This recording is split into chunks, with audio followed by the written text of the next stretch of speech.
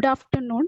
It is indeed proud and happy moment for all of us that we have entered the fourth day of our webinar successfully. All these 3 days were highly resourceful, encouraging, and above all, it was indeed a feast for our brain, our mind, and also a great resource for all of us. Today, on the fourth day, we are in our midst. We have an eminent personality, Advocate Sunitha K. Sridharan from SKS Law Associate, who is going to deliver a lecture on the topic Role and Importance of Licensing in Technology Transfer. Now I invite Mrs. Sita Lakshmi, student of second SEM LLM IP PhD from IUC IPRS TISAT, to welcome her and to introduce her for the gathering. Thank you so much, Josephine, for the invite. I very deep, with great love and great pride and with a lot of joy that I welcome Advocate Sunitha K. Sridharan, who is an advocate and a patent agent licensed to practice in India, to this session, the third session of the fourth day of this program. Advocate Sunitha K. Sridharan, in her 22 years of law practice, developed expertise in intellectual property law, more notably in patent law and by extension of biodiversity laws of India.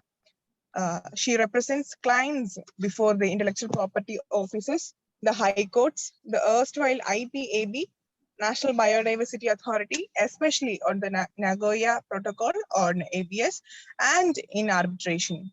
She successfully argued on the seminal business method case before the Indian Patent Office, Madras High Court, and the IPAB. She's the founder of SKS Law Associates, a Delhi-based IP law practicing office, which has earned international reputation for handling intellectual property, especially patents in highly specialized areas of technology. The law practice advises clients on IP portfolio management. Besides drafting, prosecution, opposition, litigation, and licensing of patents, trademarks, copyright, designs, and Sunitha also advises on biodiversity-related issues and plant variety protection. In fact, she was involved in the case leading to the landmark decision on patentability of business methods in India, and in the impleading of the pre-grant opponent as a necessary party in an appeal. She earned LLB and was also awarded gold medal from the School of Legal Studies, Cochin University of Science and Technology, and LLM from the George Washington University Law School, Washington, DC, USA, and was awarded Thomas Bergenthal Scholarship. And she also has an MSc in cytogenetics, an MBA in human resources management, and diploma in computer science and systems analysis and design. Prior to the practice of law, she was in the field of computer programming and education for a little over a decade. A prolific author, Sunitha has authored a book titled Introduction to Intellectual Asset Management, published by CCH India, a division of Wolters Kluwer. Her articles, analysis, and commentaries have been published in MIP, Business Briefing, Pharmatech, and IIM, among others. She's also a frequent speaker at various fora, including WIPO and LISI seminars. I warmly welcome you, ma'am, to this session. Thank you. Thank you very much. Good afternoon, everyone. I have a slight throat issue at the moment. I've been drinking warm water. But getting down to the, the entire presentation, we are now going to enter into an area which is to do with a time after you have prepared the patent application, the copyright application, the trademark applications, and you may be considering to see how, if there is a technology involved in this, what needs to be done. There are many reasons for going in for technology transfer. It is not necessary that technology transfer will happen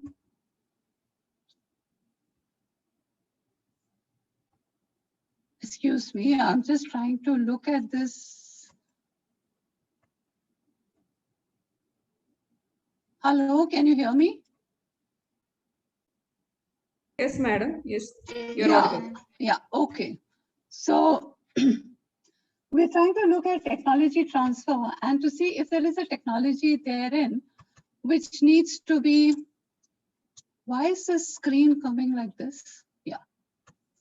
Yeah, if there is a technology which can be licensed out or licensed in, why would you do that? You can develop the technology in your own R&D center.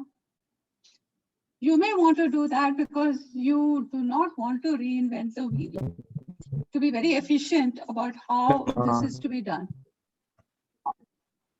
Ma'am, sorry to interrupt, but the the PPT is not in the presentation mode, ma'am. Now? Yeah, Yes, now it's it is, not. ma'am. Now, Yeah. yeah, now it is. Yeah, thank you. So when we are looking at,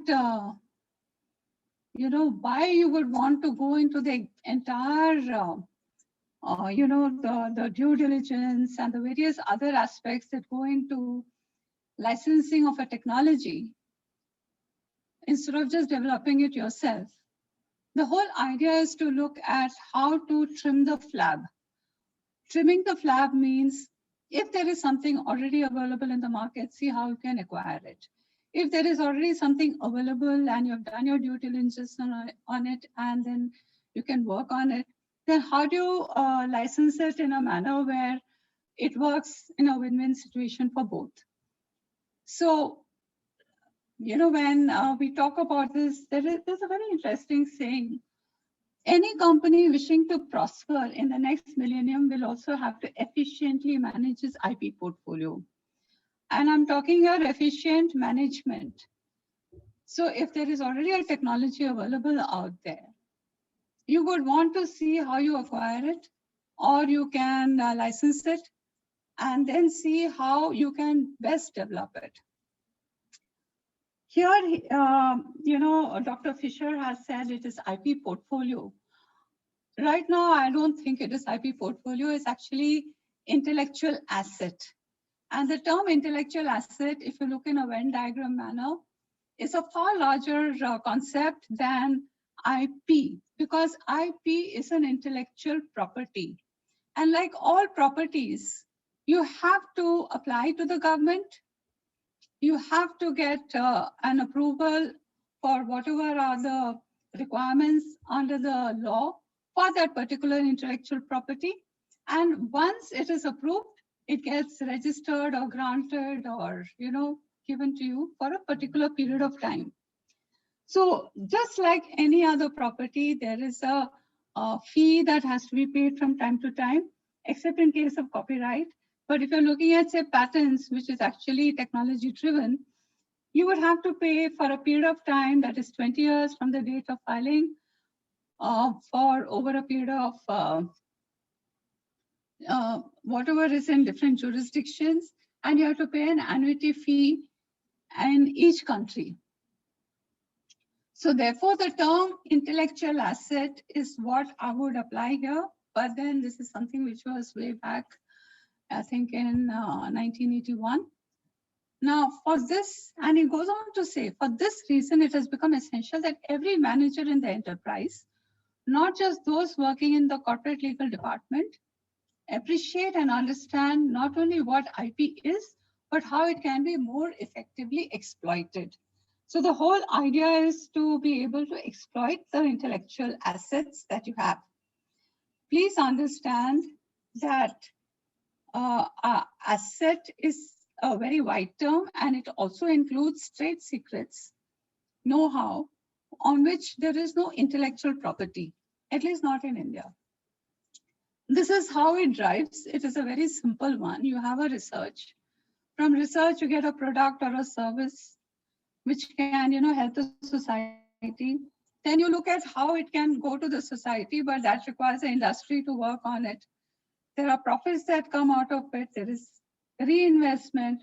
The industry, there is a back and forth feedback that comes from the industry to the society, because society is what is looking at, what drives innovation. There are social developments which are happening, technological developments which are happening, and there are some very interesting technology out there which is really important, but it is not in, the society is not using it. There is no demand for such brilliant technology in the marketplace.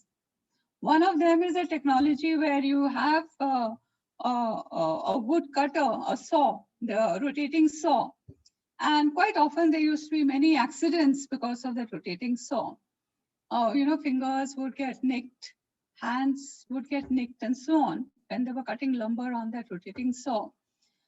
But there was an innovation, I think this is about the 20s or 30s, 1920s and 1930s, where someone came up with an innovation that if the density of the wood, if the density of what comes before the saw is less than that of the density of the wood, the entire sawing machine, the rotary sawing machine, would stop. It's a wonderful invention. It's a wonderful technology. But society did not take it for whatever reasons. I mean, there are reasons, we all know the reasons, but that is a subject matter of a completely different session. But when you come to this, you would have to take a call on what is it that you are going to license? Why do you want to license it? I mean, these are questions which come up. They are not in any particular order. But I think for every professional who is into commercialization, technology transfer work, whether they are a patent attorney or not, but if you're looking at these questions, it needs to get aligned with the business alignment of the company. And where you're looking at technology transfer in the university, you may want to look at it from the perspective of the university also. So there are many instances where companies have gifted away, because it is something which, it comes up with a lot of research. You have some, incidental research, which is not the focus point of the company. But they know that it may have some use later on. And then sometimes they gift it away to a, research organization. One of the, very interesting case example of this is the Harvard Onco mouse case.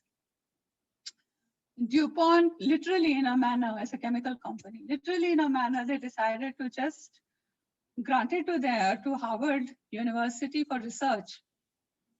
But at the same time, the agreement they got into was that if it is successful, if a patent is granted, then DuPont would have exclusive rights on it. So even though it is known as Harvard Onco mouse, research was done like that. There was very contentious issues. You can look it up on the net in Canada, European Patent Office, with regard to whether you can patent a mammal, or are you looking only at a gene sequence that is the oncogene, which is a gene sequence which can,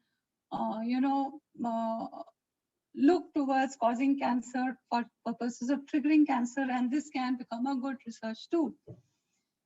Now, this is something which all universities can explore. And I see a number of universities in India also exploring it with, companies in India as well as abroad, and working on it, and then coming up with a, separate agreement on how the commercialization will happen and so on. So the questions you may well want to start with is, what is it? Where is the, the funding going to come from? When can we get it? Have we done an intellectual property audit? Have we done a freedom to operate? Do we know the patents enough? Have we actually studied those, is it aligned with the university requirement? Is it aligned with the business requirement? Please remember, even though DuPont gifted away the, the Onco mouse gene sequence for further research to Harvard University, the they definitely put in place an agreement that they will have an exclusive right over the patent once it is granted. And for purposes of commercialization, they did assert their rights. And then, of course, there was more controversy on that. So how do you respond to those, those questions which we put up? These are the questions. And I do this all the time. This is an exercise which my entire team does when we are looking at a licensing agreement. Who are the parties? I mean, this who, what, why, when, where. I call it the the 5 W's and 1 H, and it can apply to different parameters. Now, coming back to those questions for technology licensing,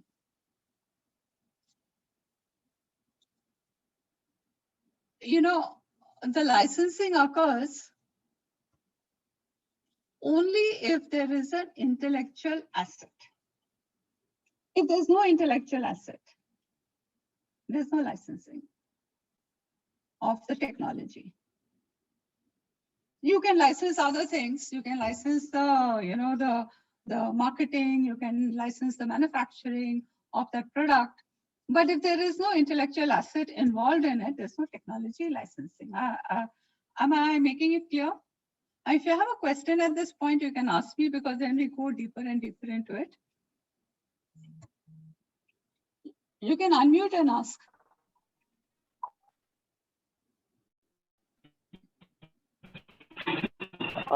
Ma'am, normally we ask them to post the questions in the chat box because we only have 1.5 hours, so I'm not sure if we may run short of time. So is it okay if we address it at the end, or maybe in between, if you want, ma'am, we can break for 5 or 10 minutes to have one round of questions, and then we can resume the session and then Perfect. have the second round at the end of the session. I have no problems with questions at the end of the session. That will be wonderful. Okay.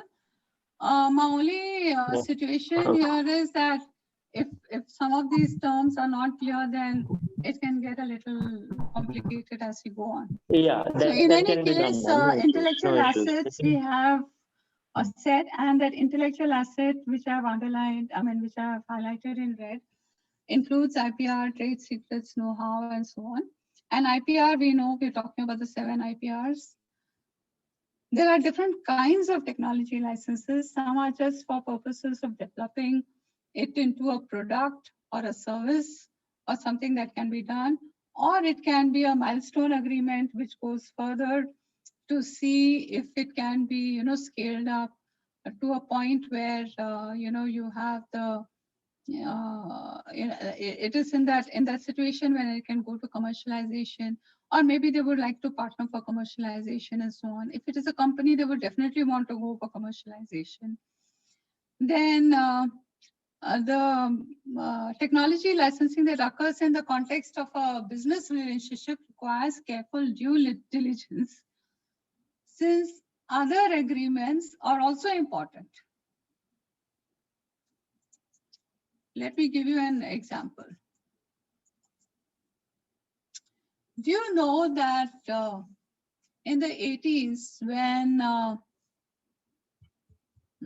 Volkswagen, they entered into an agreement with Rolls-Royce for taking over the entire working of Rolls-Royce. The technology, the company, the people, and it's a very, very elaborate set of clauses that were there in the technology agreement. This was both for Bentley as well as for Rolls-Royce. However, they didn't realize that the trademark is not with Rolls-Royce, and that had been completely kept out of this. It actually was with another company. That was a major faux pas. So when companies are doing, this kind of business technology licensing or technology acquisition or technology assignment, it becomes extremely clear what you do. For instance, in this, why did they want to get into this kind of technology agreement? They wanted to do this because they wanted to sell those products in the market. When you don't have the trademark Rolls-Royce, there's no way you can market it.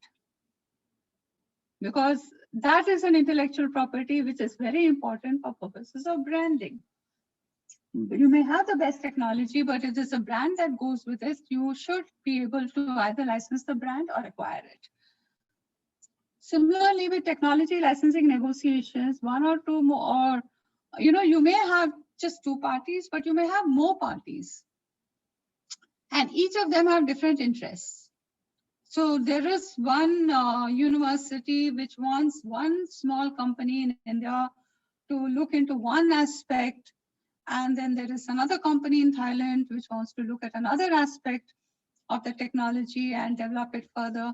So in this particular case, which we were working on, there were 6 parties.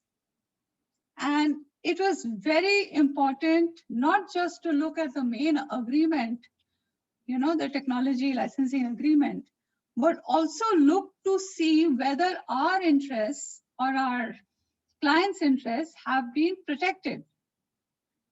This matter came to us when they were just about to sign the agreement, the client. And we've been handling the patent portfolio for years. But when it came to this technology agreement, technology licensing agreement, where the licensing was being done for the purposes of developing it to the next level, and there were 6 parties involved, and they wanted us to go through it at the last minute, which really took all of 24 hours. Trying to understand, because there's so many wherein, herein, therefore, and so on and so forth. And then it turns out that their interest was not looked at. It had been, how would you say? It had just been ignored, because there are so many revisions to it, so many amendments to it, so many inputs to it, that it was just out.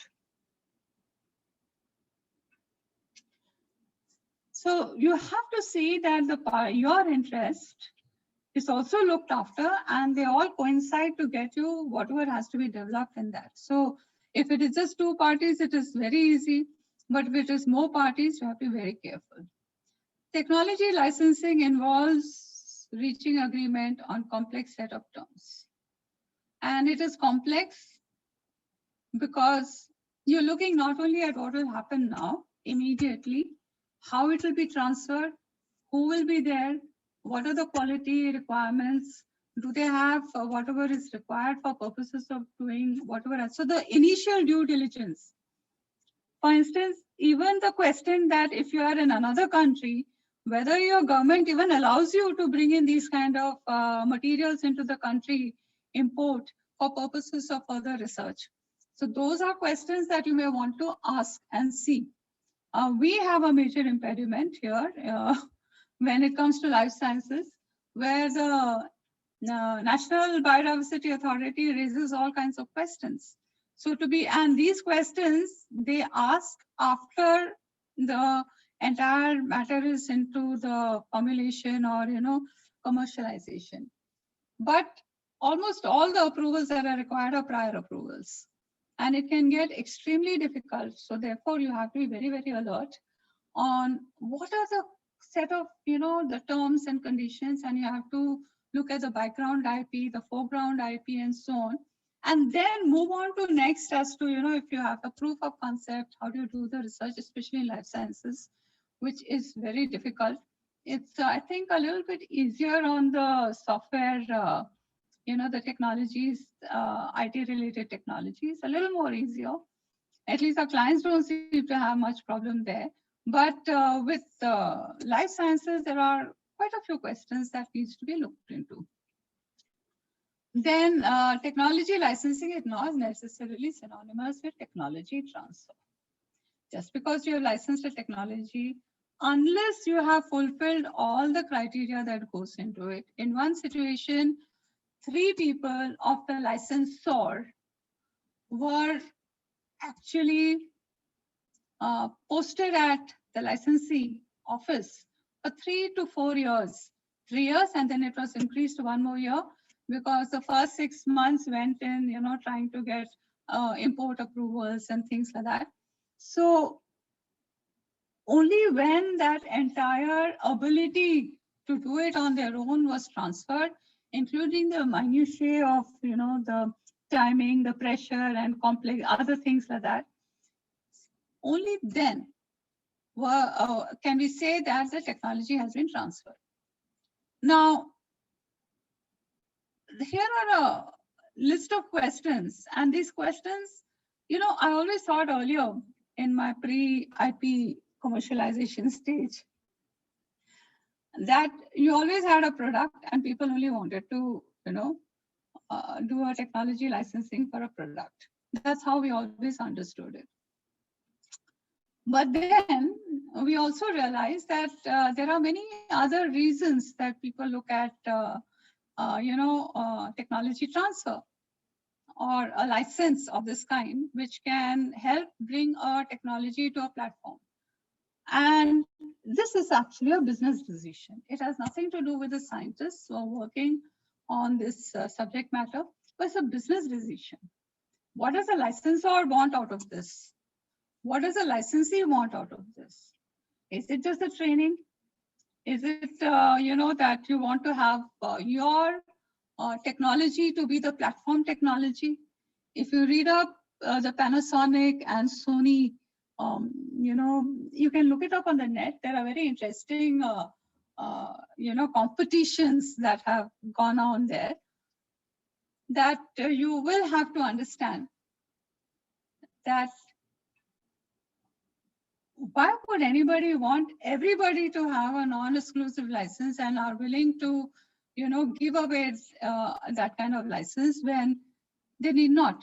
But that is very dependent on the field of technology. For instance, if you are in an IT sector, you would probably want your technology to be the platform technology. Everybody should be using it, till such time that you actually end up having standard essential patterns, because that's what is required for running of the phones, for the USB, and for the those hearing aids, and the ports. What are the sizes of the ports? How do they connect, and so on. But when it comes to the field of technology, such as pharma, for instance, you may not want it to just be a platform technology. You want everybody to use your product. But that's basically a function of marketing and making it available to the people. But the technology is very, very carefully guarded. Very, very carefully guarded. In fact, trade secrets are even more carefully guarded. If you look at Coca-Cola, the trade secret that they have has been for over 100 years. But look at the other IPs that they have. All the other intellectual property, especially their design. I mean, the design of the bottle, of the silhouette shape, became so iconic that even though the design protection for the maximum period of time in the world is around 25 years, in India is 15 years, it became so iconic that you actually had the Japanese High Court actually looked at it as a trade, a trademark, and which has now been incorporated into our Trademark Act as a shape mark. So there are so many aspects that you need to look at. These are the questions you could well ask. You can look up more about this because these are scattered. We are not talking only about one technology. There are all kinds of things because these are questions which people are asking as to why do I need to go in for this, long drawn agreement. The Volkswagen agreement, which they had with Rolls-Royce, took about 3 years to complete and execute. Despite that, the trademark had been left aside and it took a long time for all of this to work out. I think I have it marked here.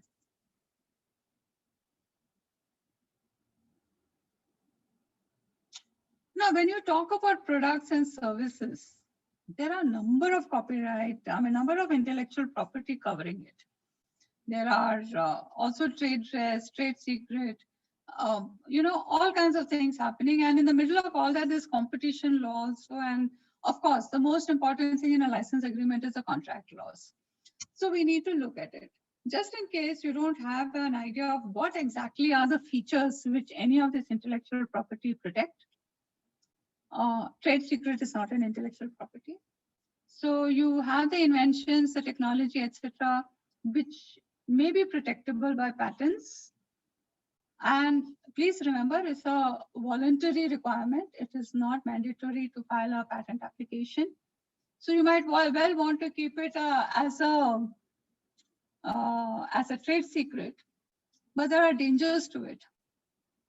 Let me tell you one danger. So there is this company which came up in Pune, which came out with this excellent API. And I think by minor, changes in, I think the temperature or so, that's how the disclosure was when we were working on it. But there's no patent filed. They did not file a patent.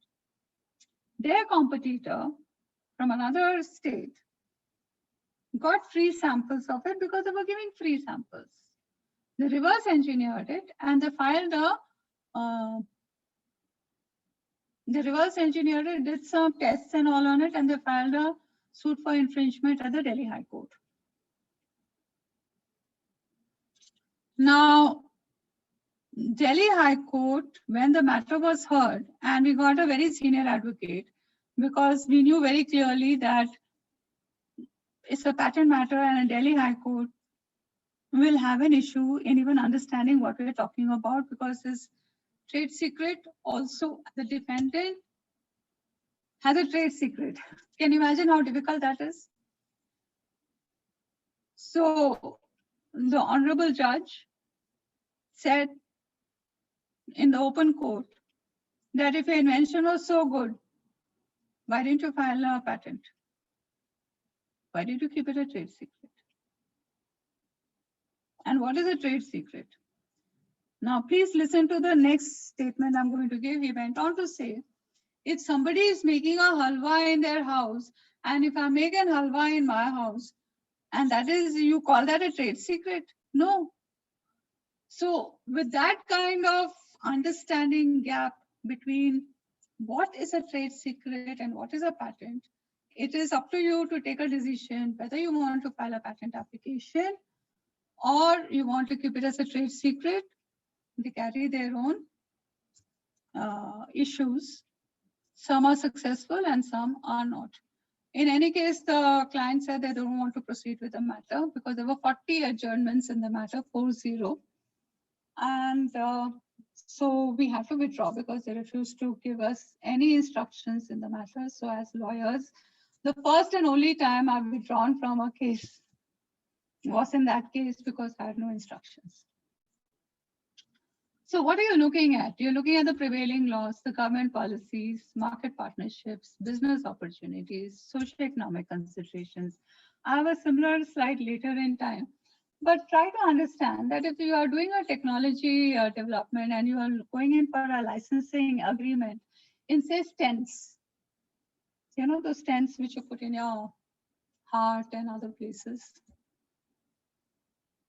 to enable the arteries to widen so that the blood flows.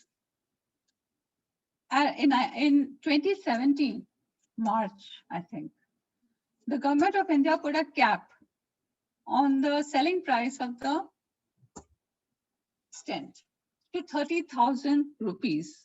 Before that, it was selling for anything between 30, 50, 1.5, 2.5 lakh. Now, if there is a policy or if there is a socioeconomic consideration which is coming up and the government takes some decision on it, these are things you need to be very alert and aware of because the bottom line is always the figures, profit figures. The bottom line is not just to, look at science, though it would have been wonderful if, we were researching for the pure joy of understanding science. Now, for every research, there is a bottom line consideration, which is extremely important. Anybody who is investing, I mean, I know DuPont ended up, paying off quite a bit to Harvard Oncomouse for the research.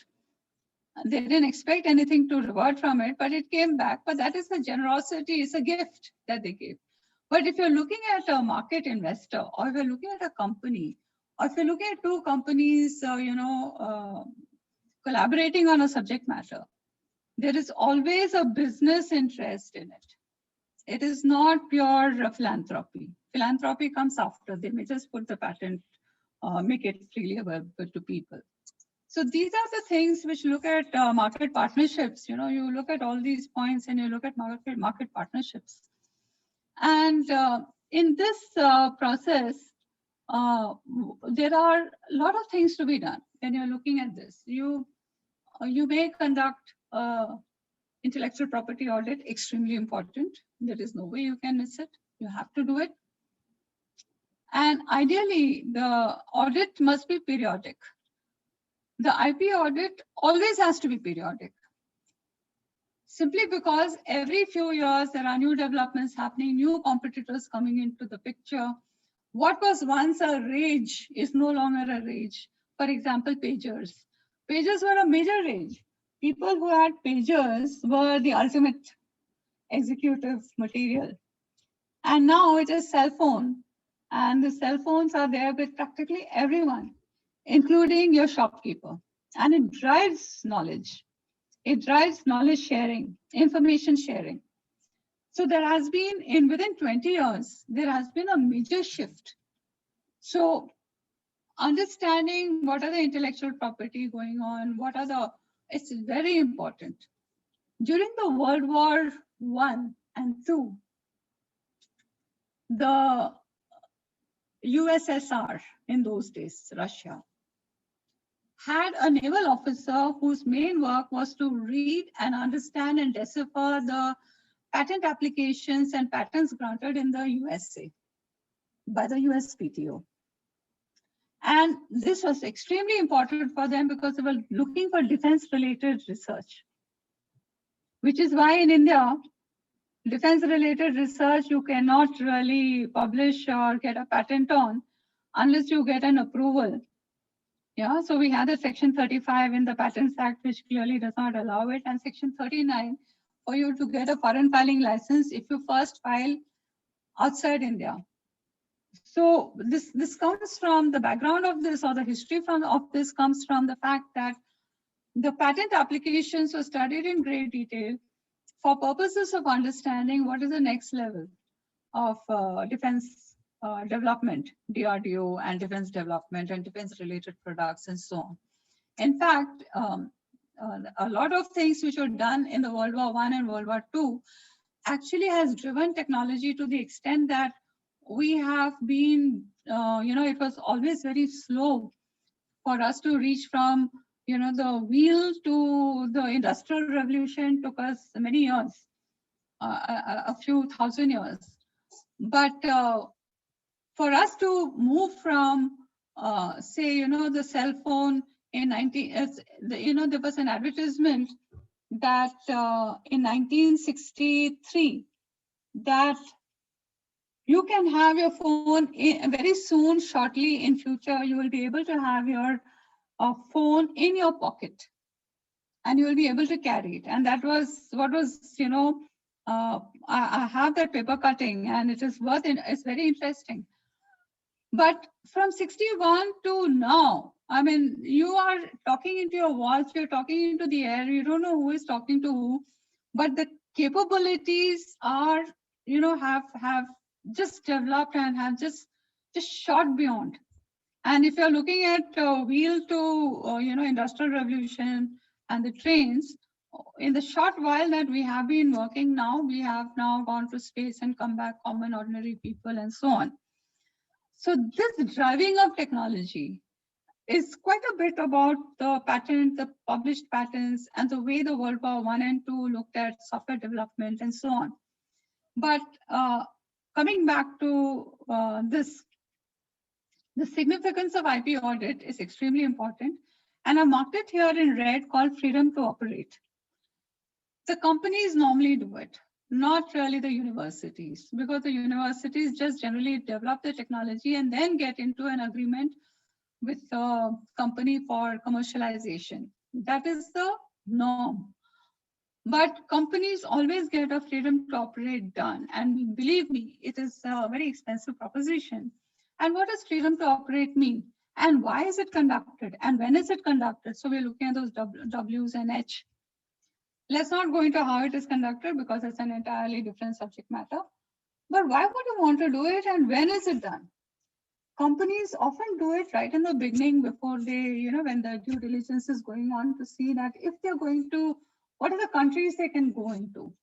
What are the, are there competitors? Is there a risk that if they go somewhere, what will happen? And this FTO is normally on a patent, on a pending patent or patented product. The reason I'm saying pending patent and a patented product is it is usually the patent. I mean, only after the patent is granted will there be a risk of litigation. And you're looking at 20-year period. But there are many which have been filed in the PCT, which are probably not published, or maybe they have entered the national phase and they're still in the application stage and maybe be granted a few years down the line. So you add another 5 years to your FTO search, which is actually for the 20 years that you're looking for getting into the market, and add another 5 years and carry out the FTO. This is for a jurisdiction that you would want to enter. It is not a general search that you would do just as a prior art search. And very specific to a subject matter, very specific to a jurisdiction. And then you analyze all this information, look at whether your employees are also under contracts, confidential information. Let me give you an example. This is of a seed company, and we're talking about 15 years ago, a seed company, and their executive was out in the fields. They have what is known as contract research, and just to check with the contract farmers. And at the field of the contract farmer, he found a cotton, the 3 leaves of a cotton, or the first top part of the cotton, which had similar characteristics of their hybrid cotton, on which they had, which is completely secret because they kept the parental line secret.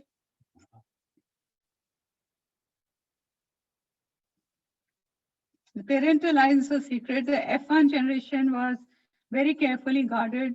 It was handed out to these people for, growing it to see, because it has to have the dust requirement of, for a plant variety, distinctiveness, uniformity, stability, and so on. And he was surprised. He says, how do you have this? Because the next field is the one which we are doing the contract farming on. And this is the other field on which we are not doing the contract farming on. So he asked the farmer. He says, no, we have taken it for another entity and they're also doing this. So he took a leaf, took it for DNA testing, fingerprinting.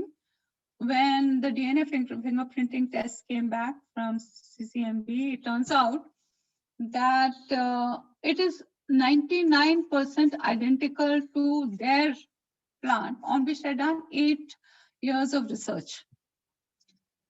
So a lot of investigation went into it, and they found out that the people who have actually done this and who are infringing, so to speak, are their own employees, one of whom had access to all the information, but his agreement did not have a confidentiality agreement, which would be beyond the confidentiality clause. The agreement was there, confidentiality clause, non-disclosure clause was not there, and it took he took full use of it.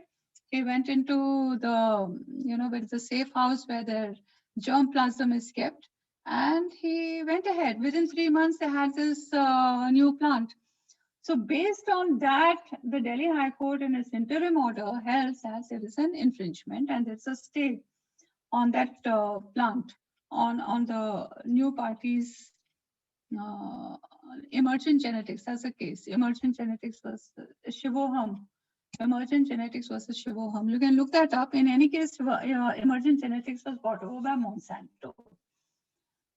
So it's very important to review all your contracts, because you must know that if you're getting into a third-party agreement with another entity, then whatever you have said in that agreement of confidentiality, not sub-licensing it to third party, all this information, you should be able to pass it on to your employees, including the marketing employee or the business development employee.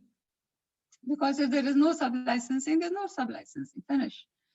But first you have to review that you have what are the contracts at different stages saying for different levels or different classes of employees. This is very important. We carried out this IP audit for one of the companies, and we found that many of them did not have any contracts. And the class 4 employees who walked into the office after office hours when everything was shut, but they had access to everyone's room and took out the waste paper things from the waste paper baskets, were did not have any agreement. Neither their contractor had any agreement with the company. So there are many things that you have to keep in mind, and also important to keep an eye on what the other party, your competitors, are doing. The way to go about looking at what the competitors are doing, especially if we are talking about patent field, is to probably look at a patent landscape. Patent landscape, again, is a very elaborate area. The how of it, how do you do it, is of course something which is we can probably look at another session. But in that you would get what are so you one of your on your X and Y axis, the way you would put your landscape, you can see your competitors, you identify your competitors, and then you see what are the inventions they have in a particular field of technology. And there are many search engines which allow you to, do this kind of searches. And then you have a pretty fair idea. Sometimes you don't even know that this party is an opponent. I mean, or he's a competitor. So in one case, quite recently, we did a landscape only for one country. We did the landscape only for Japan. And we were really surprised that there were new technology, emerging technologies which had been patented. Please understand, my client had no patents. He just wanted to see who are the competitors in different markets, Far Eastern, Eastern, Middle East, Russia, and so on. And so there were well-known competitors in Europe, Russia, and US. But there were brand new competitors coming up in Japan. So knowing the market, getting your competitive intelligence is extremely important, not only for the purposes of your filing of patents or not filing of patents or your agreements and so on, but also to understand that if you're doing this technology development and if you are getting into a particular, because it is now actually a global village and there is international collaborations. Nobody really collaborates one-on-one within a state or something like that. That happens, of course, but mostly it is a global, collaborative work. And you would want to be very alert if anything is leaking out from the technology discussions that you're having. Now, there are a lot of preliminaries here, and I've marked it here. And I'm talking about patent at one point. And please understand, patent is not important here for purposes of looking at technology, because technology can be a non-patented technology also. But confidential information, trade secrets, technical know-how are extremely important from the point of view of technology transfer. Identify your confidential information, list it out. Please do this work before you even come to the negotiating table. Understand if you have a trade secret. Many of the scientists don't really know that they have a trade secret.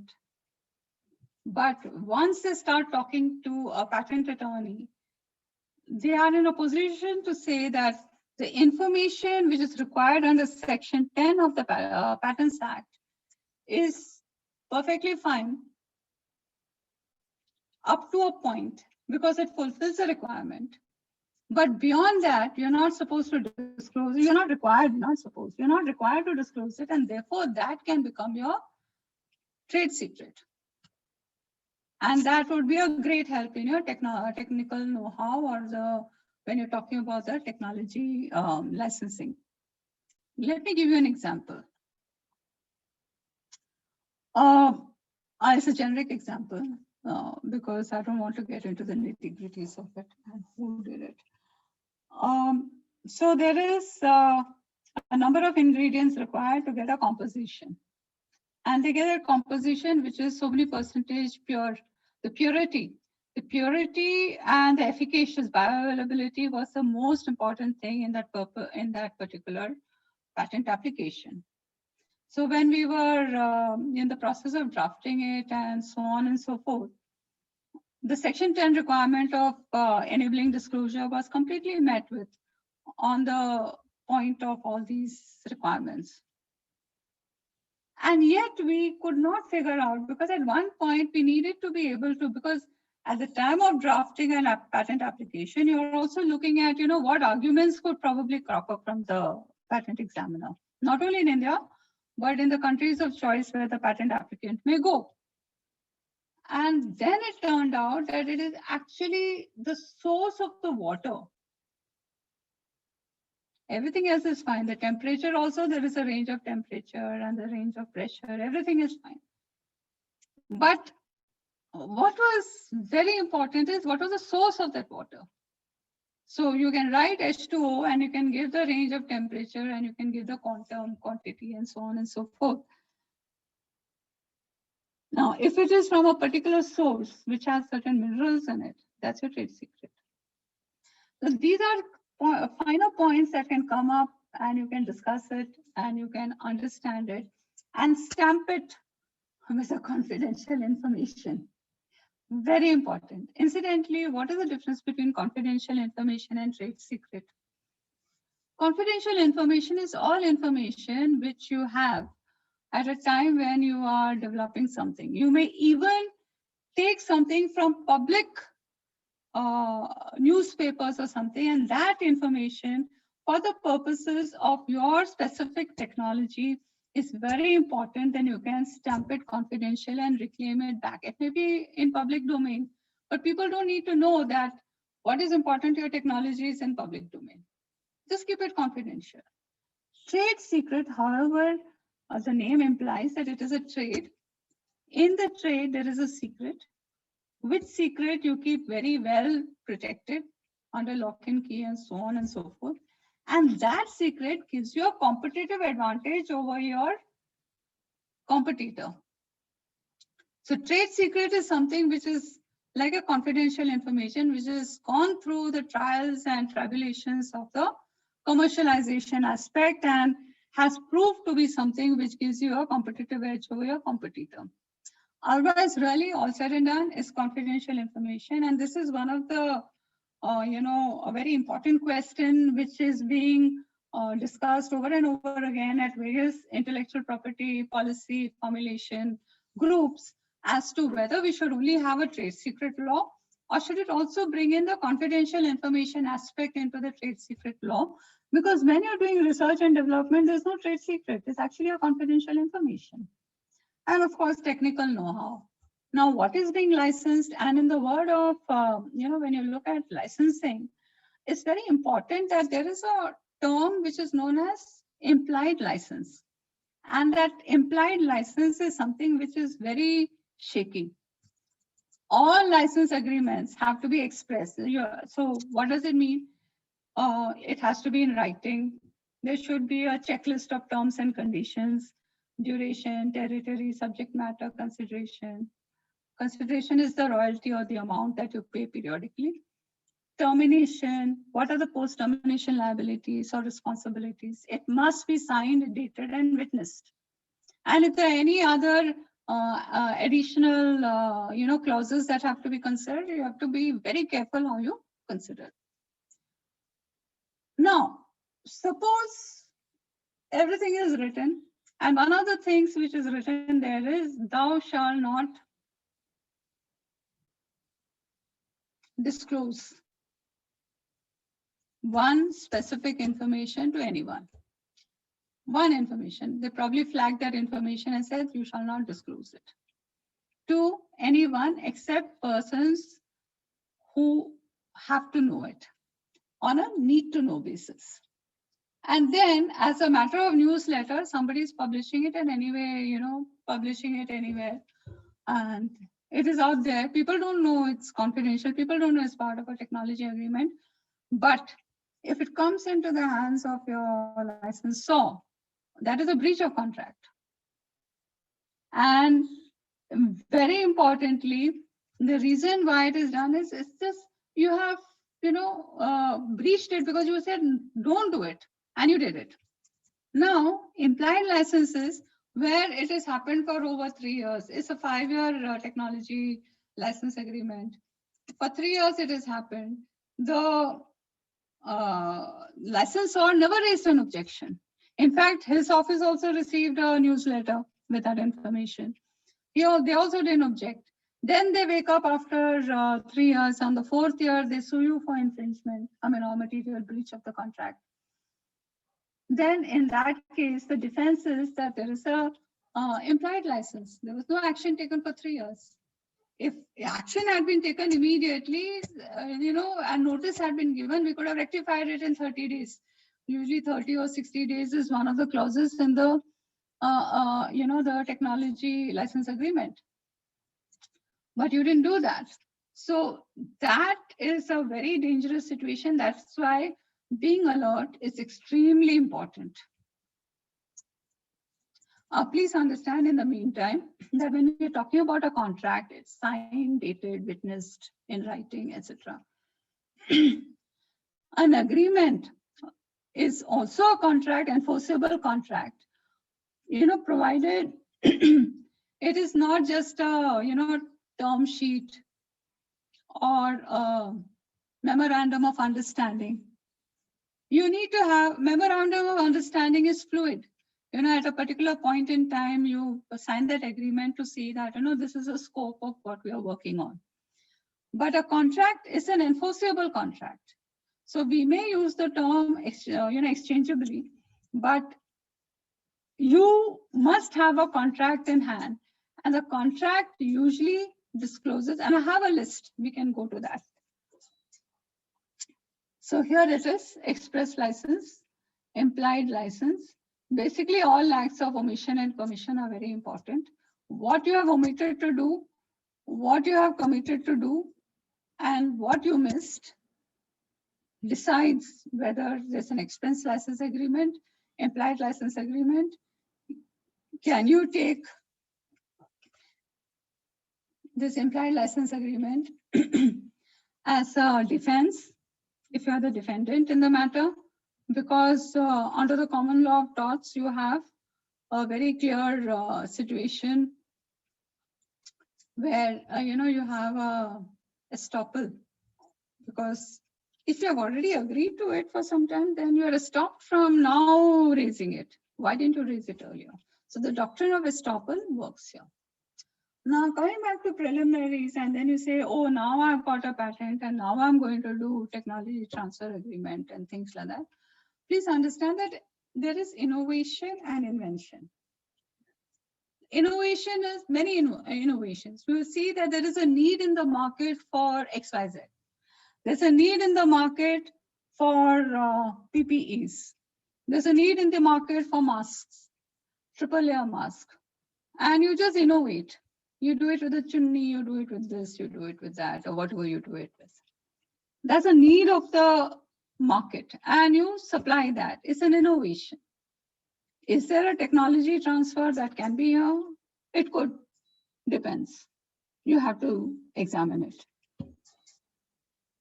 Then you have inventions.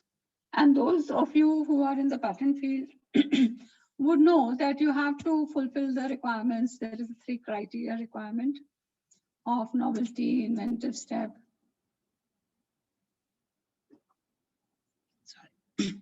Novelty, inventive step, and capability of, industrial application.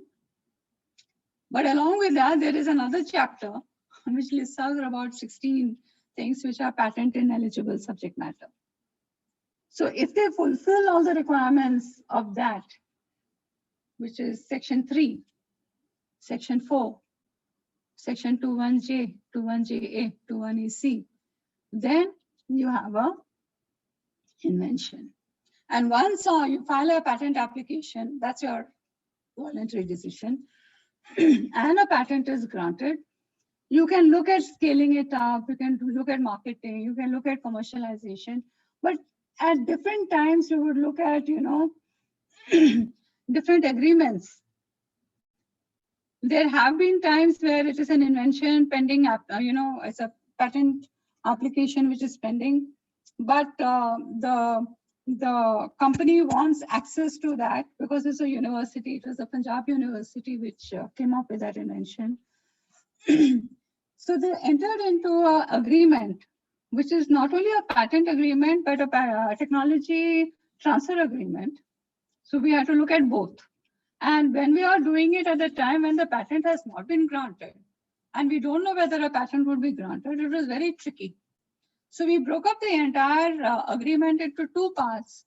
Milestone being that if the patent is granted, what happens?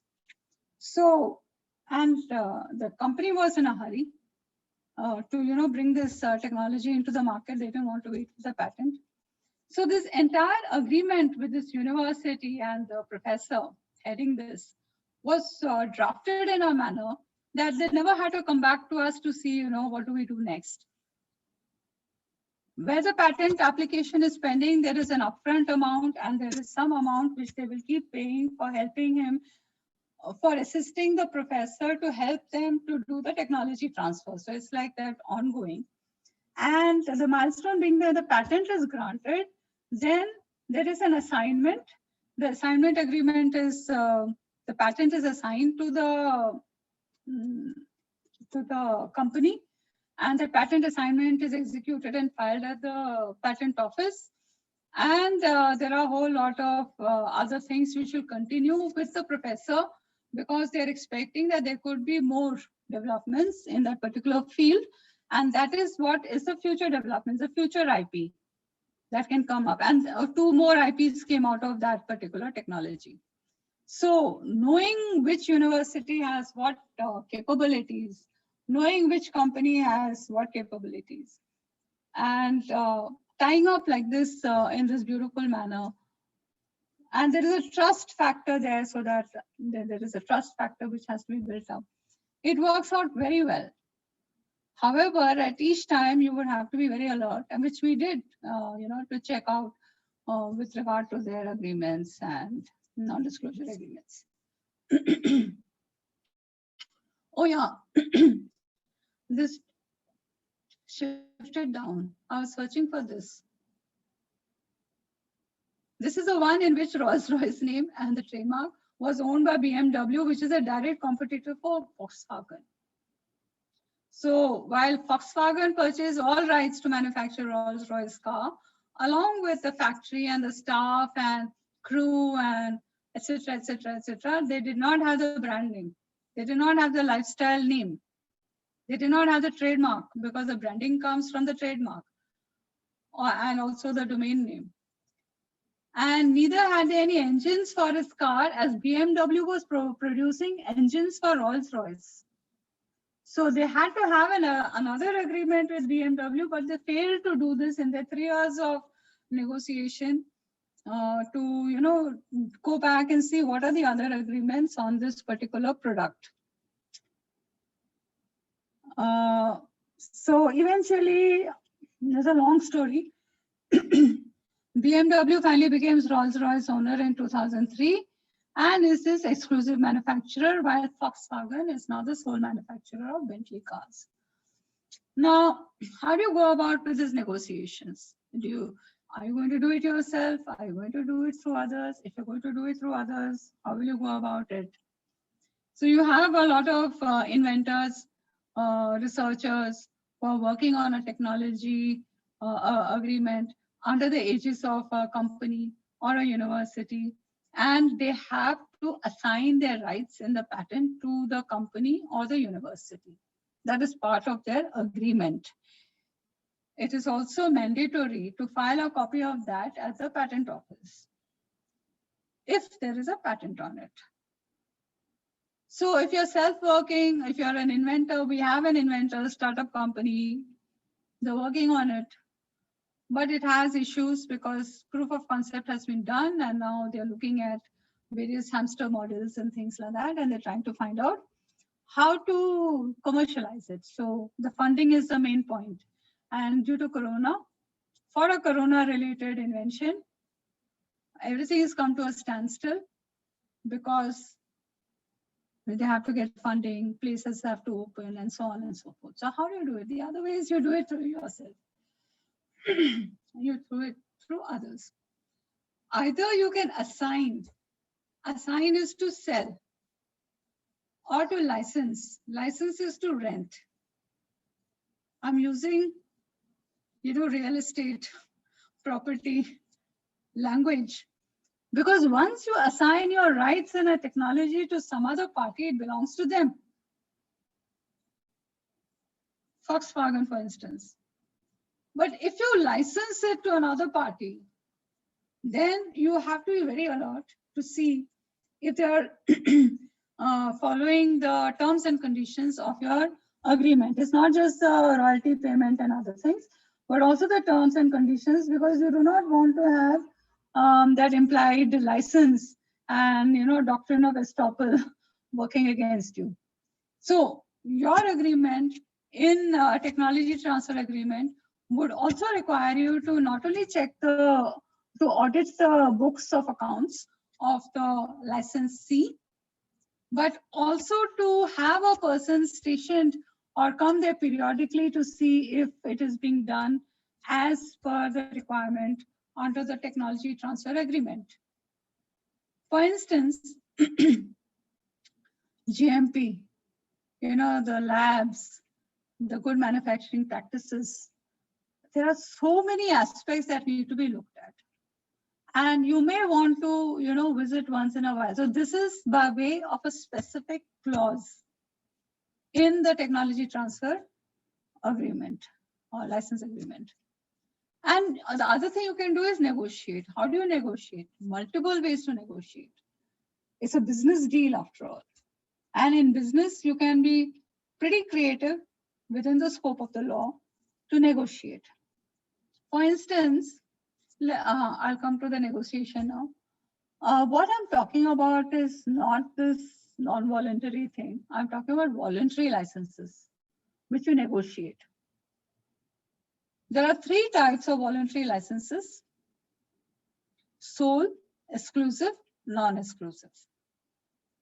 And the non-voluntary, of course, we have compulsory license also there, and I'm sure you have been following up on India and South Africa representation before, before the WTO. And let's leave the non-voluntary aside. You can ask questions on it later in the question hour. But let me tell you quickly on sole license, exclusive license, non-exclusive license. A sole license is where you give a right to another party to exercise your all the rights that you have on that particular technology, and you also retain the right to work that particular technology. So both parties can work it, but everyone else is excluded, and it's the other party, the licensee, will not license it to anyone else, sub-license it to anyone else, and licensor will not license it to anyone else. So it is just between one party and the other party. Both parties are going to work on it. They can work independently, they can collaborate, but this is a sole license. And then you have what is known as an exclusive license. Exclusive license is one step ahead of the sole, where there are two parties, and then the licensor, the person who is licensing the technology, is excluded from working his own technology. He is giving that completely to the licensee, the person to whom he has licensed. And he says that you use it, I will not use it. In fact, the Patent Act actually has a reference to exclusive licensee, and you may want to look that up.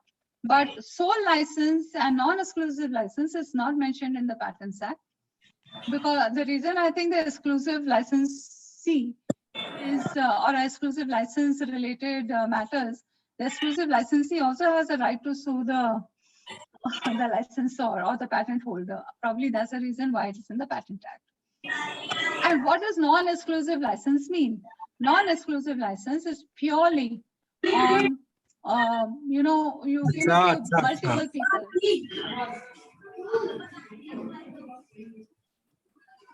May I request someone to mute them? Yeah, Please Imran mute sir, yourself. can you please mute yourself?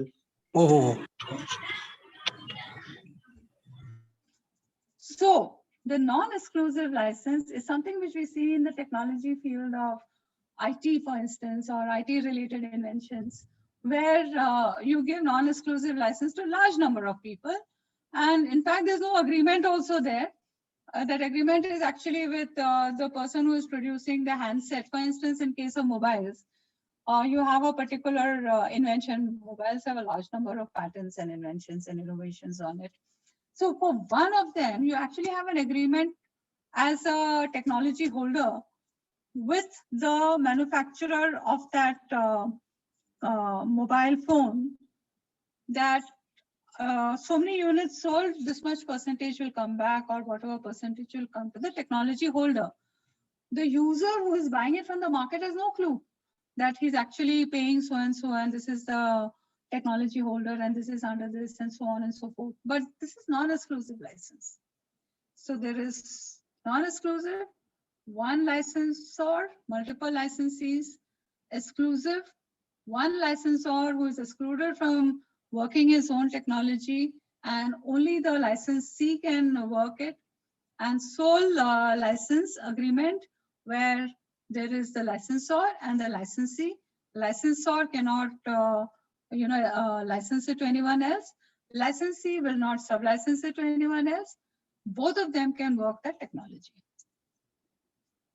Now, like I was saying, what all is there in a license agreement? Normally, I put in 21 checklist when I'm working on it. A 21-point checklist kind of looks at all of them.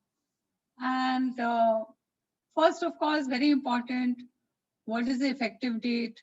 Who are the parties? What are the name, address? Who is representing that company? What is a company? Is that company a parent company with subsidiaries, or is it only one specific company, and so on? It has to be mentioned in the agreement.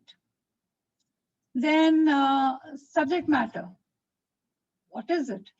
What is the subject matter?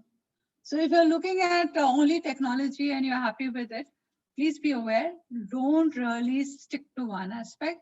Look at what is best for you in terms of being able to talk about it, write about it, and so on. Because if there's a technology, and if it has a name, and that name has a copyright on it, or the name has a TM, within the trademark on it, then you may want to be able to access it for purposes of publishing your, the research matter.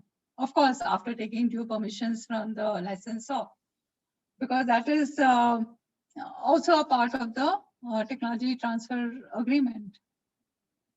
Definitions are extremely important. Let me repeat it. Definitions are extremely important. You may think everybody knows what a product is. Everybody knows what this is, what that is, but everybody does not know. And if you have lawyers involved in it, they don't want to know also if you have not specifically mentioned it. Because English being the kind of language it is, it has multiple meanings.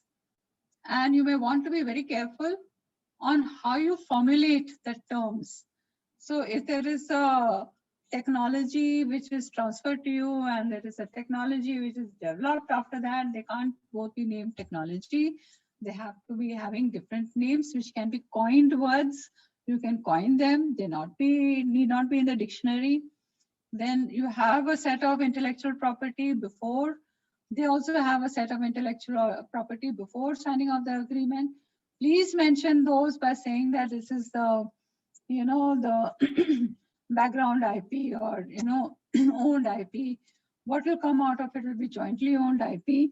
And you can also attach a schedule of all mentioned in this definition. So that schedule will be part of your license agreement. Extremely important. We have fought cases and wasted time in the court on just understanding what a phrase was from the perspective of the agreement.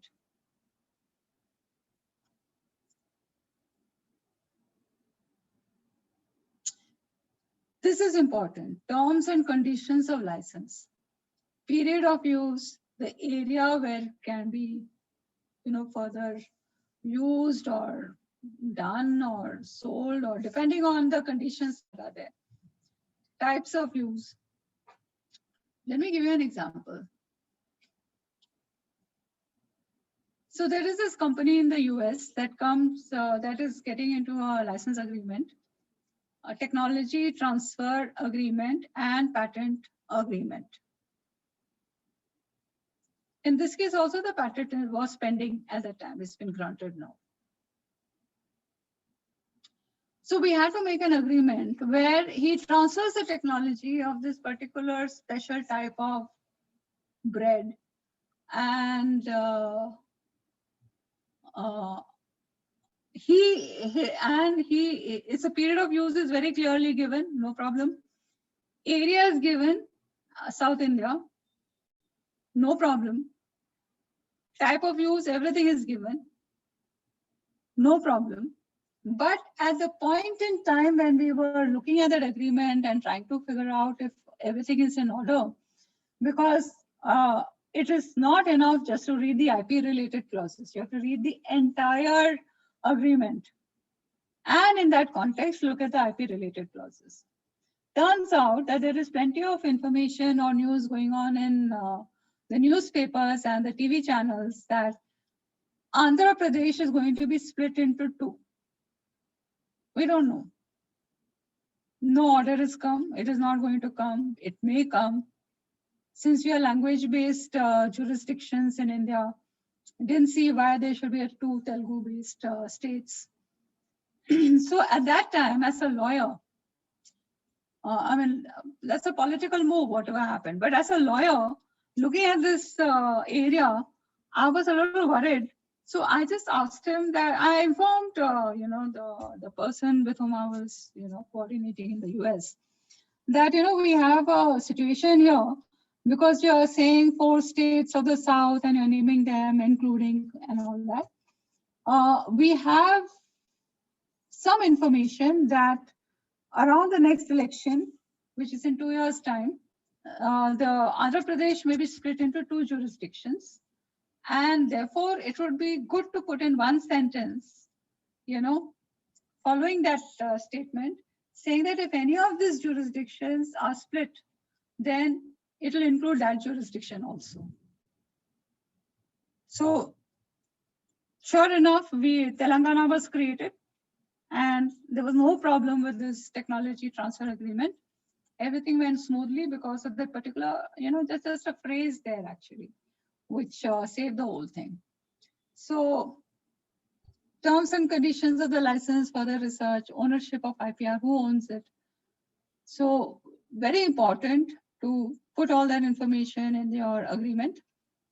Additional agreements such as material transfer agreement, other things if they are there, please look into it.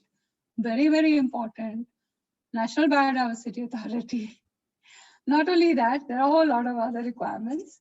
So look into those. And also, matters of who will maintain the IPR, because sometimes they ask the technology person to maintain the IPR because they file the PCT in multiple countries, the national phase in multiple countries, so on. the licensor may file in multiple countries, and they may ask the licensee to share in the costs. And is there an allowance of sub-licensing is a question which is very important. You don't want it, make sure that it is expressly written in the agreement that there will be no sub-licensing. But there is also, a situation to that which is known as have-made. Have-made is like, for instance, you need vials. You'll not make it in your lab. The company is probably not making it themselves. They're probably outsourcing it from a third party. So that exclusion should be there, that for purposes of have-made, you can contract it out to some third party, and then you can get the vials or you can get the syringes or whatever from a third party, and that would not be a violation of the agreement. And then very important to put in your payment terms, remunerations, percentages on units sold, royalties, periodic payments, milestone payments. Milestone payments, very important. In one of the cases where the licensor, no, they are the licensee, but it's a big company. And the licensor is a small entity which is validating certain formulations from traditional medicine texts. The licensee, that is a big company, did not have any clause where they said that they will finance them for any further research if required. It was just a lump sum agreement. The consideration was a lump sum agreement which was paid upfront. And they said that whatever technology you develop in it or whatever is the results of research of this, you'll transfer it to us. So in such a situation, if there is no money for further validation or a validation required, or because there is change in the law or the business, the government policies, and additional money is required, and if that is not covered under the agreement, it can be stuck. So you may want to consider situations, when I made those little boxes and said market consideration and things like that, you may want to consider that. It is one of the questions of, what can happen. Default penalties. Default and penalties. This is very important. At what point you give them time to correct their default? What happens? What happens after the notice of breach? Rectification, how is the rectification done? Will you accept it or not? Should it be in writing, and so on and so forth? And termination. Your lawyers will work on this because there is always a boilerplate. And on the boilerplate, they will look at your requirements and then put it and make sure that it is as per your requirement. So it's very important to have a good lawyer who will, look into these matters. It is just for your information that that these are the things to be looked at.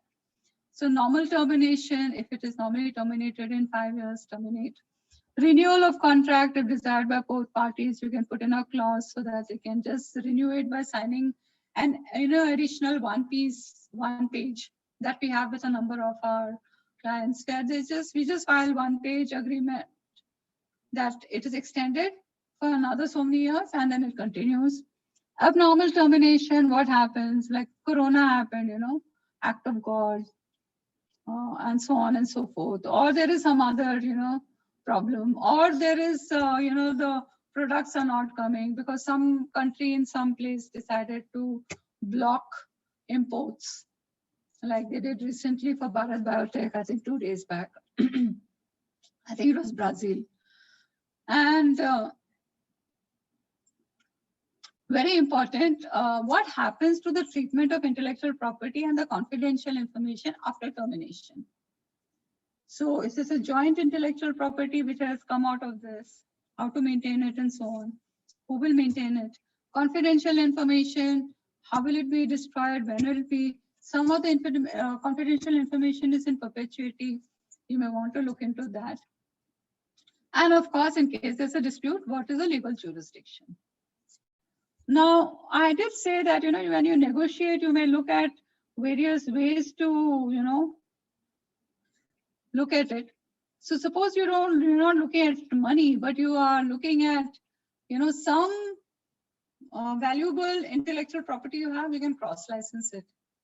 So party A gives something, and the party B also gives something, and maybe and just supports it with some small percentage of amount, or maybe not.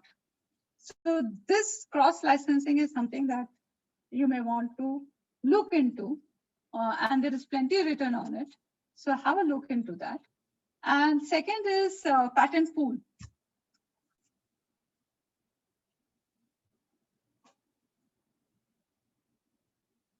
The MPEG music system that was there, motion picture graphics, what it was called.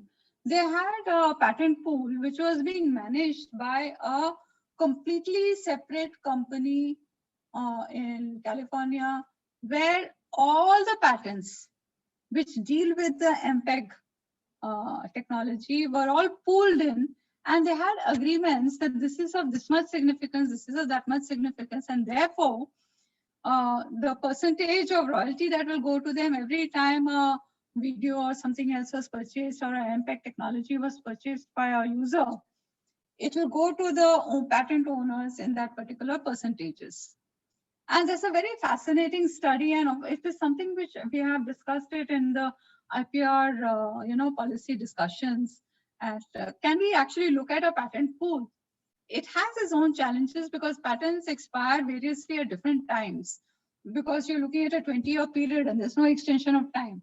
So that is something that has to be very carefully done. But if you're looking at 145 patents and you're going to have license agreement with each one of them and negotiate it, it's a bit of a hassle. So this is something that can be considered when you're looking at licensing as a tool, but it is subject matter of very, very careful negotiation.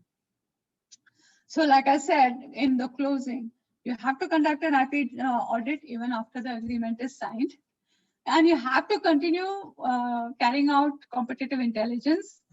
Both parties, if it's a university, not so important, unless you want to get a Nobel Prize, in which case it's extremely important. You need to have a competitive intelligence to see what other people are doing so that you are able to come up with that particular white area where you make a breakthrough, inventions. So must continue doing this periodic activity. And just on the closing, I'm telling you again that you have to do your checks and balances to see what is happening. I've given you multiple examples, live examples. So please look into this. And here I close and I open it for questions.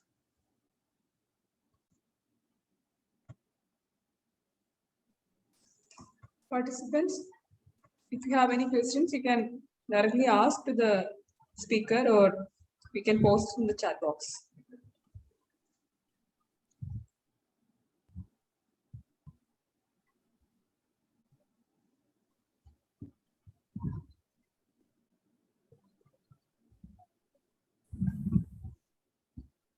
Good afternoon, ma'am. Yeah. Good afternoon. I just have a small query, probably silly, still, but would like to get it clarified. The company would have licensed a product of patent to another company, say, and they do not have an explicit license that the transfer back of technology. And in the due course of the company, the licensor has developed a new product. Can it independently go for patenting? It's a very important question. And the reason why I'm smiling is because there is a situation like this. There was an exclusive license agreement between one technology institute, Indian Technology Institute, and a foreign entity, but that was an exclusive agreement. The question that the professor asked me at that time was, we have licensed it to them, we've got our consideration, and it's, can I have further work that I can do on it? Can I do it? I didn't want to break his heart, so I did not say anything. I said, see, the people are here. We are getting into a session. Why don't you ask this question directly to them? Because then you will get a clarity on this. And he asked this question exactly. This is a technology institute who had developed the technology, handed it over to these people. It is an exclusive license. And he asked that, can I use that particular technology for further research? Answer was no, you cannot without our permission. Similarly, in a technology transfer agreement, if you do not have clauses as to what you do with a product or how the technology is transferred back or the product that is transferred and so on and so forth, or that post-termination clauses also, you may not have a right to work on the technology anymore, even though you owned it. And if you have an exclusive license agreement, you can't do anything about it. Does that answer your question? Yeah, thank you very much. It's not a silly question. It's a very good question. Because you. they lost a lot of technology like that at that time. It was a short period of about 3 years. They lost too many technology. Thank you, ma'am.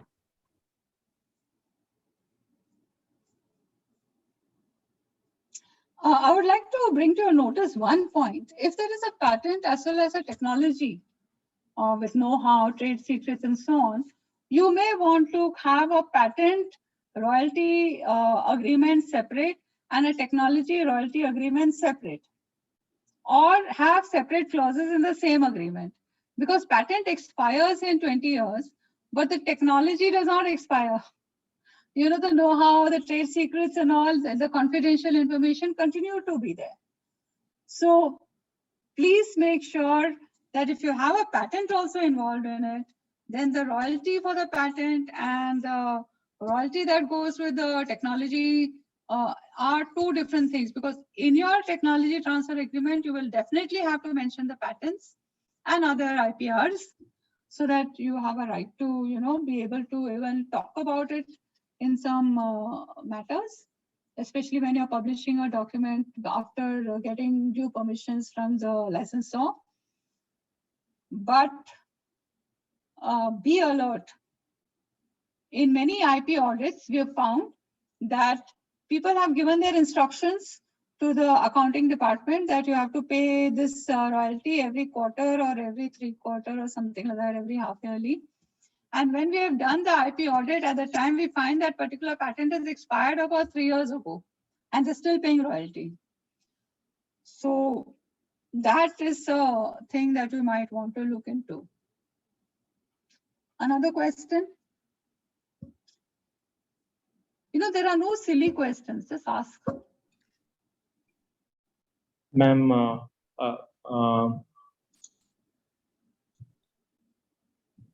yeah, I have one question, ma'am, since Yes. one is in the IP audit, you have mentioned a thing that we have to do the periodic check. So how do we decide the periodicity over there, ma'am? Is it going to be based on the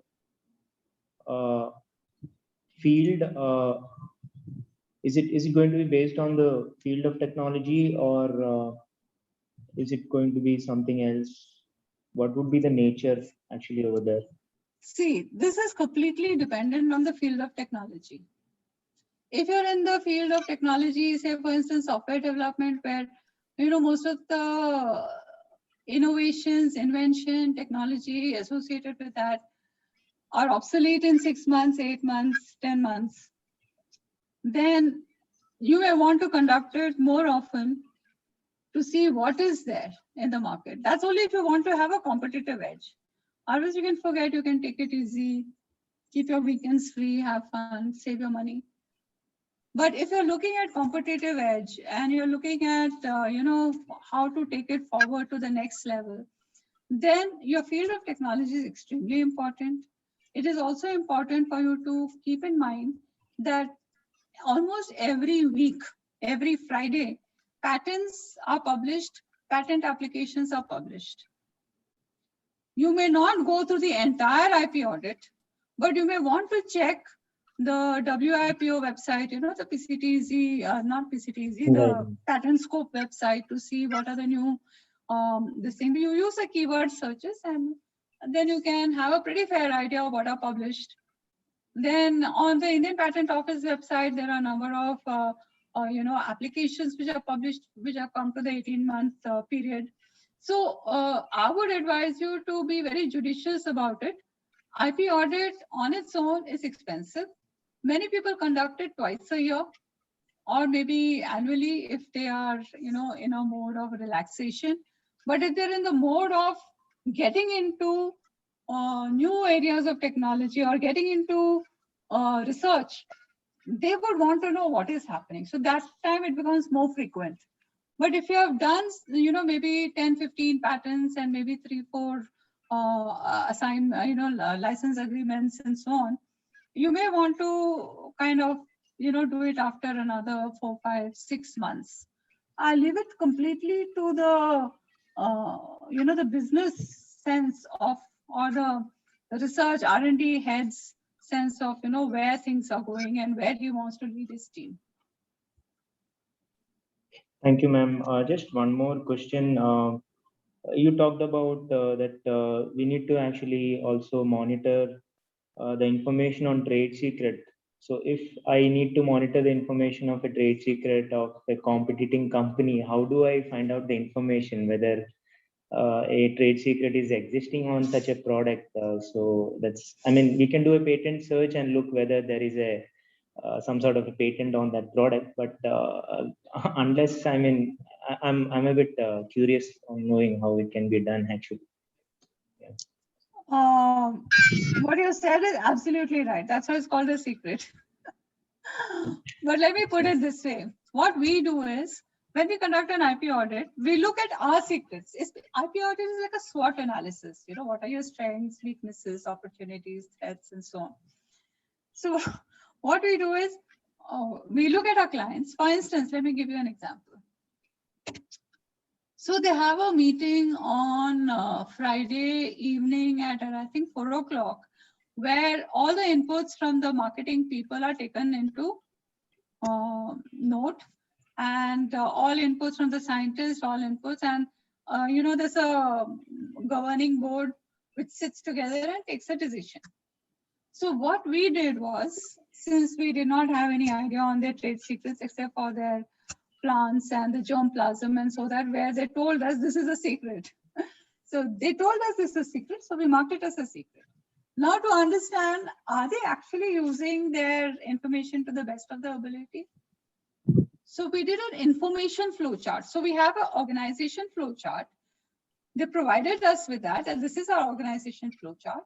And on that organization flow chart, we did an information flow chart to see where is the information coming. There's a top-down information, there is bottom-up information, there is lateral information, and we found that the information brought in by the marketing team, if it did not come by Thursday, it never went up to the governing board or whatever, the board of directors, for consideration, and would actually come to them in the next Friday. Any information from the marketing team is very important information on competitors and other things. But they were stopped by way of duty by the secretary, who said that they're in a meeting, now you can't go in. Or you should have, there are some people who are very sticklers for, you have to follow the rule book. If you don't follow the rule book, you're a pig, something like that. All kinds of things they say. So there are people who actually block the information because there's a rule book and they do not follow up. So it is a duty of the top people who are supposed to tell these information blockers. We showed them that these are your information blockers. They don't allow information to move upwards. So then they made a change in that whenever marketing people come up with inputs, please send it immediately, because marketing people are the ones who come up and say, okay, this company's product was there. Our products were given at the back. Their products are kept in the front. It happens all the time. And we're talking not just Coca-Cola and, all these cosmetics. We're talking about seeds. The seeds which you buy to sow in the fields by the farmers. So that kind of information was being blocked. Pricing information was being blocked. Pricing information, why you price a particular product at a particular price is a very important trade secret. And why would you price it like that? So these things have to be taken as part of trade secrets, and you should not go tell in the public, oh, you know what, we did this. Let me give you an example. A very good question. So there is a company, very well-known company, into seed business, growing crops.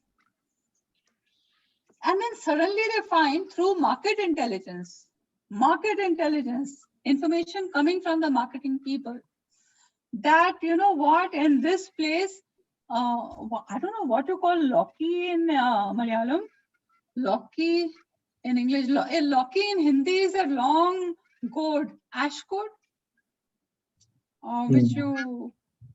I think forget yes, the name. it's Ashford. I'm not very sure. Yeah, it's a long gourd, and we make a lot of stuff with it.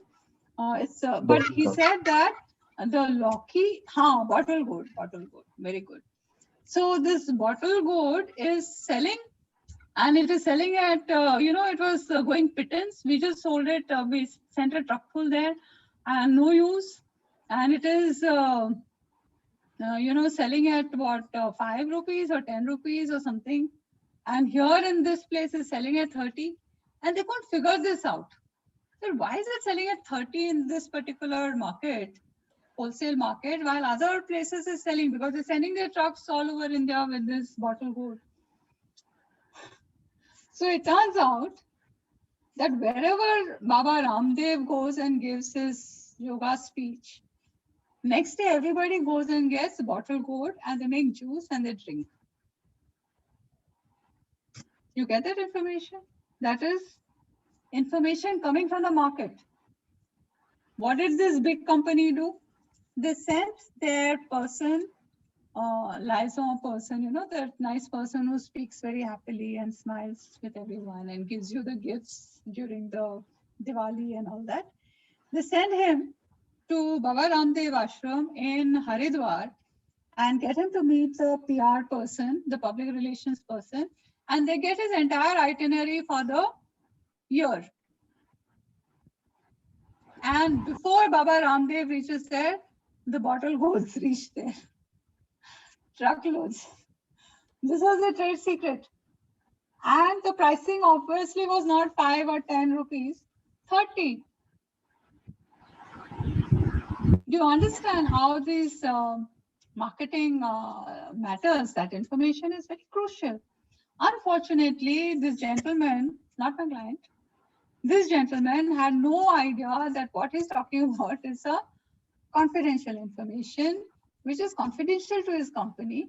And he happily rattled it out to an entire group of scientists and business people sitting in a small get-together.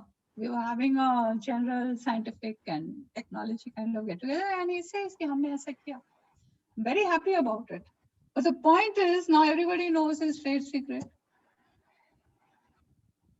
So we know our trade secret, very difficult to decipher other people's trade secret unless it is by way of this kind of competitive intelligence. So the competitive intelligence is, there's a slide there, we conduct quite often to find out that if you're working in this area, do they have patents on it? If they don't have patents on it, then obviously it's a trade secret.